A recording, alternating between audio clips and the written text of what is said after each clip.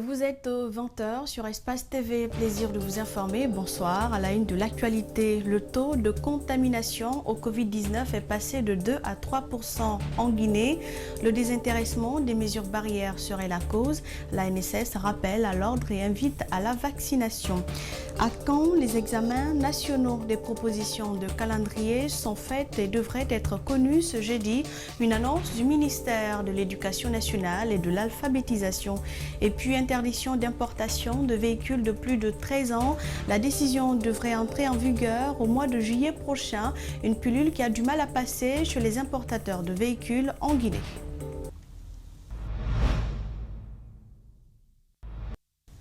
La Guinée passe désormais de 2% de taux de contamination à 3% et cette légère flambée serait due au désintéressement des citoyens, des opérations de vaccination. Pas que ça, les mesures barrières sont aussi carrément foulées au sol. L'Agence nationale de sécurité sanitaire, à travers son département chargé des études et surveillance, invite vivement les 150 000 personnes devant bénéficier de leur deuxième dose ainsi que toutes les personnes éligibles à la vaccination. Le point avec Ali Badara Kamara et Ibrahima Sorissouma. La Guinée a démarré la 26e semaine depuis la résurgence de la Covid-19. Malheureusement, le département chargé des études de surveillance de l'ANSS constate une flambée du taux de contamination qui passerait de 2% à 3% à cause, dit-on, du non-respect des mesures barrières édictées par les autorités sanitaires dans le cadre de la riposte contre la Covid-19. La semaine 25 de cette année, on était à 2,1%. C'est-à-dire quand on testait 100 personnes, il y avait 2 personnes qui revenaient positives, mais c'est monté à 3,3% la semaine 25. Donc cette semaine qui a fini le dimanche passé. C'est pour dire que la contamination communautaire continue encore. Dans la circulation, certains citoyens ne se rappellent plus de l'existence de la maladie. Le port des bavettes foulé au sol. Sur les sites de vaccination, l'engouement n'est plus au rendez-vous. La communication soit faite afin que ceux qui ont déjà pris la première dose et qui sont dans la période de prise de la deuxième dose viennent chercher leur deuxième dose. Donc ça nous permettra de rehausser le niveau de consommation des vaccins en deuxième dose. Donc, par conséquent, d'augmenter le nombre de personnes complètement vaccinées. Plus de 150 000 personnes sont attendues pour la prise de la deuxième dose. Seule remarque, les agents vaccinateurs regrettent le retard des citoyens dans la prise de la deuxième dose. Ces derniers temps, on voit que les mesures barrières sont plus ou moins abandonnées. Et vous voyez, si on n'augmente pas la proportion de personnes ayant pris les 2 doses, donc complètement vaccinées, il y en a qui vont prendre une première dose et se considérer comme étant à l'abri. En Guinée, l'indice de positivité passe de 2,1% à 3,3%, soit 128 cas positifs à 201 cas au cours des 2 dernières semaines. Le taux d'occupation des lits d'hôpitaux serait aussi passé de 18% à 18,30%. Et le taux de décès reste pour le moment à 0,7%, soit 168 cas de décès hospitaliers.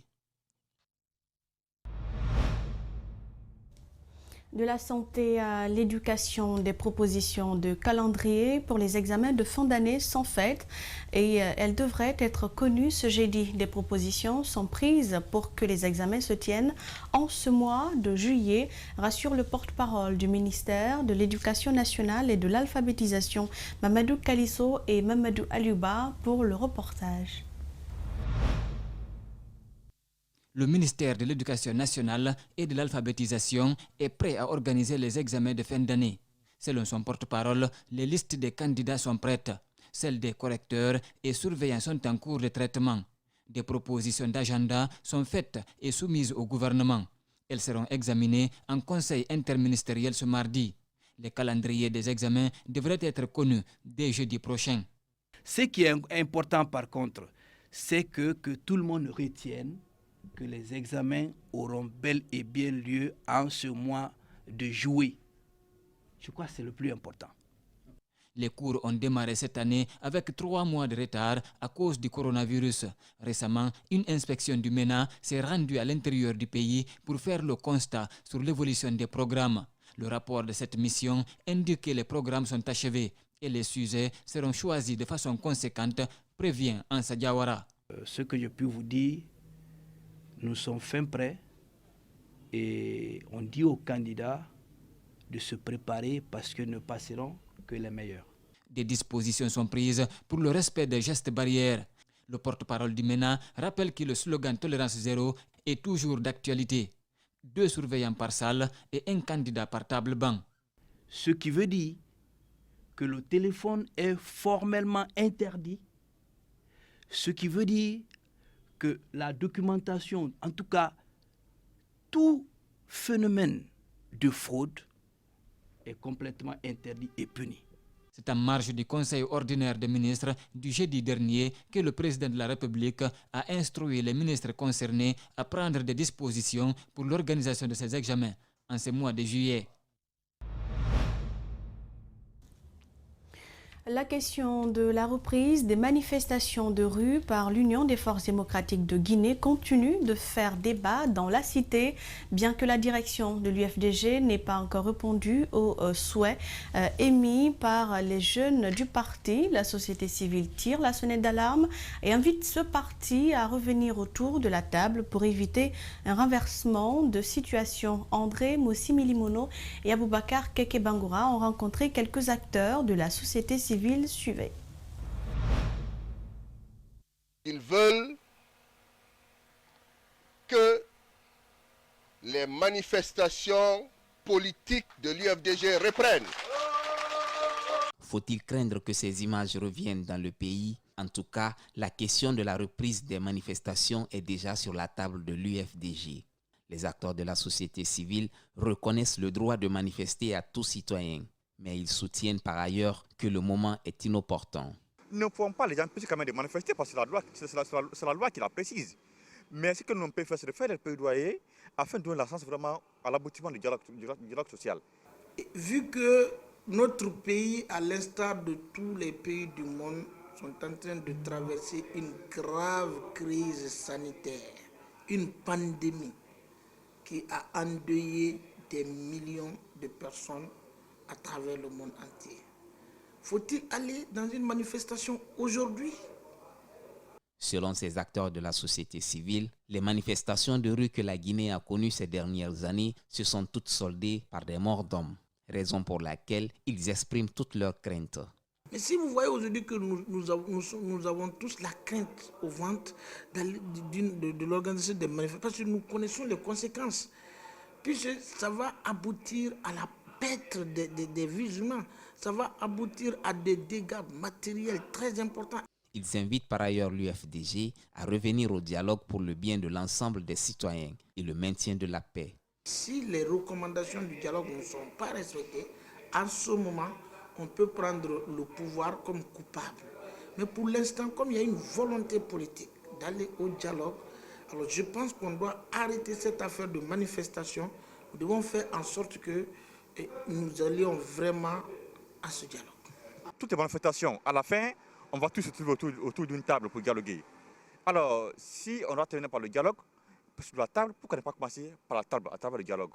Pendant ce temps, un cadre de dialogue a été mis en place par le président de la République, dialogue auquel l'UFDG dit ne pas être concerné.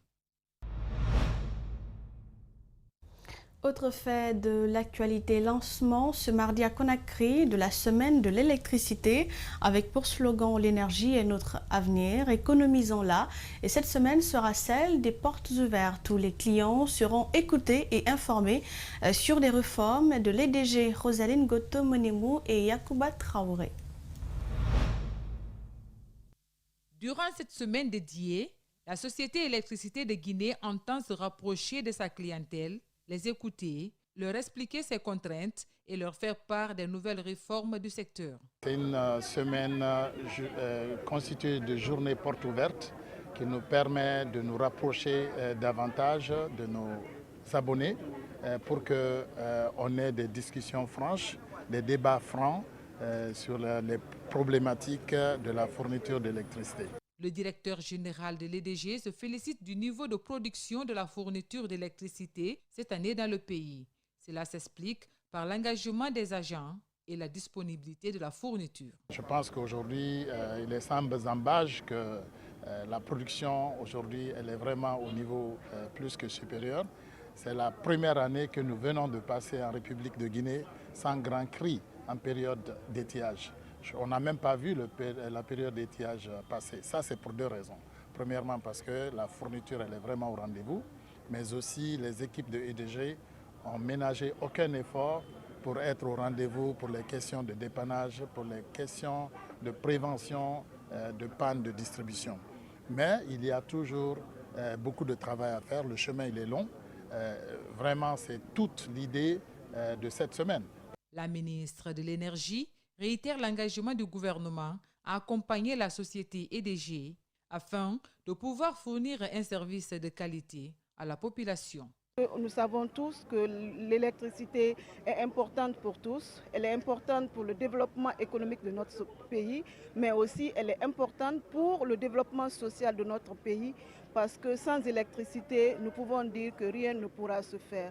Nous continuerons au niveau du gouvernement à soutenir la société pour qu'elle puisse atteindre ses objectifs, qui sont des objectifs importants pour le développement de notre pays, mais aussi pour l'amélioration des conditions de vie de nos populations. Il faut rappeler que cette semaine de l'électricité est à sa première édition en Guinée. C'est une initiative qui s'inscrit en droite ligne de la politique gouvernementale en matière d'amélioration de la fourniture de l'électricité. Et justement, la coupure générale intervenue dans la nuit du dimanche au mardi serait, du lundi plutôt au mardi, serait due à un problème de transport de courant causé entre autres par la foudre. Et pour le directeur général de la Société de l'électricité de Guinée, les coupures reviendront.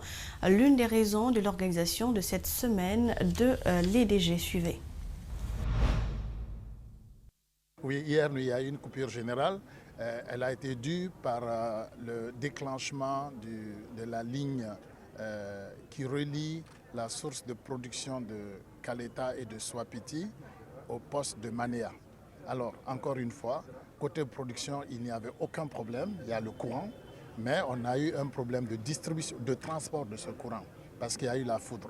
La foudre a foudroyé, disons, le poste de Manéa.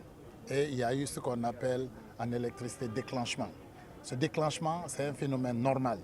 Normalement, s'il n'y avait pas de problème, il n'y aurait pas eu de déclenchement. Mais le déclenchement se fait par les systèmes de protection pour sauvegarder nos équipements. Mais dès après, on a rallumé le système. Ça ne s'allume pas comme un interrupteur, ça s'allume progressivement.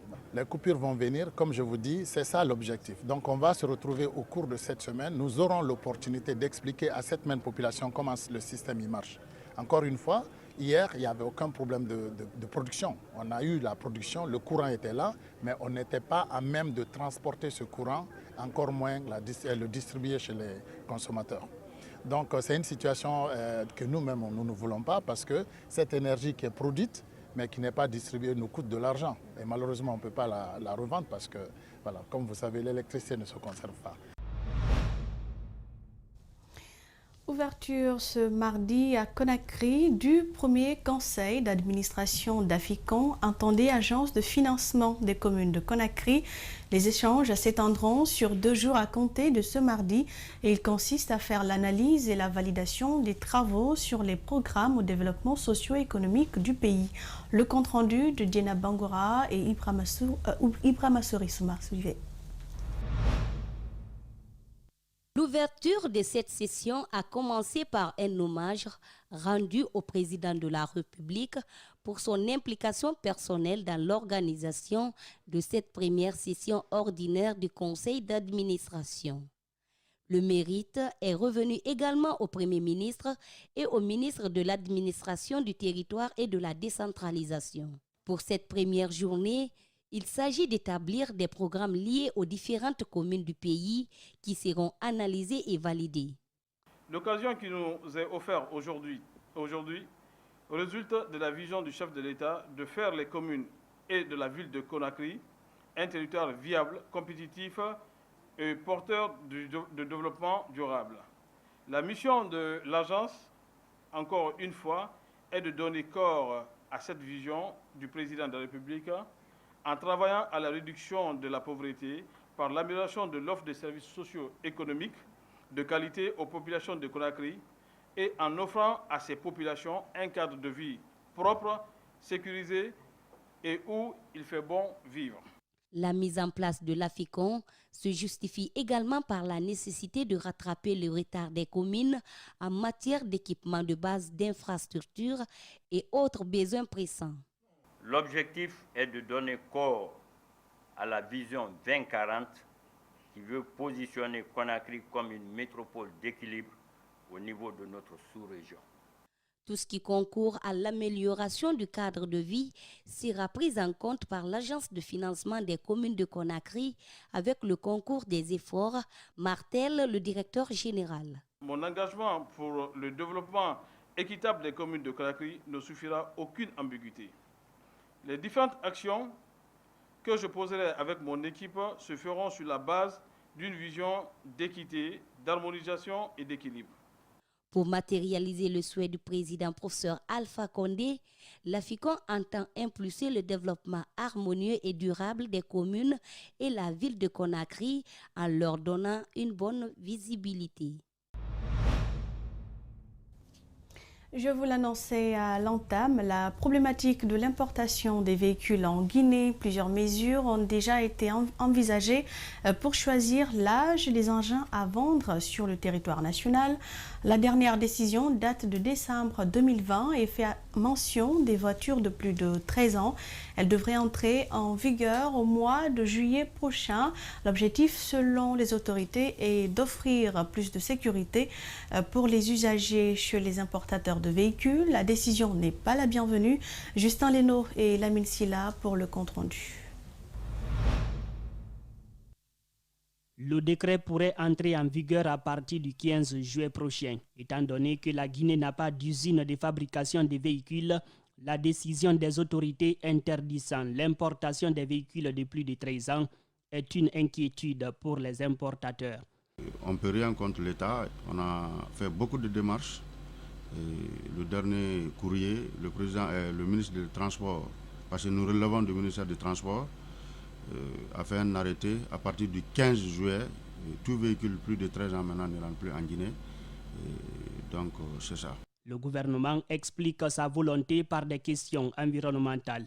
Autre facteur est d'offrir plus de sécurité à tous les usagers et peut-être même de confort. Quand on dit aujourd'hui l'importation des véhicules plus de 13 ans, c'est-à-dire des véhicules dont la première mise en circulation est de 2008, ce serait très très difficile pour certains importateurs aujourd'hui de mener leurs activités. Pourtant, à Conakry, il est rare de voir un véhicule sorti d'usine dans la circulation routière.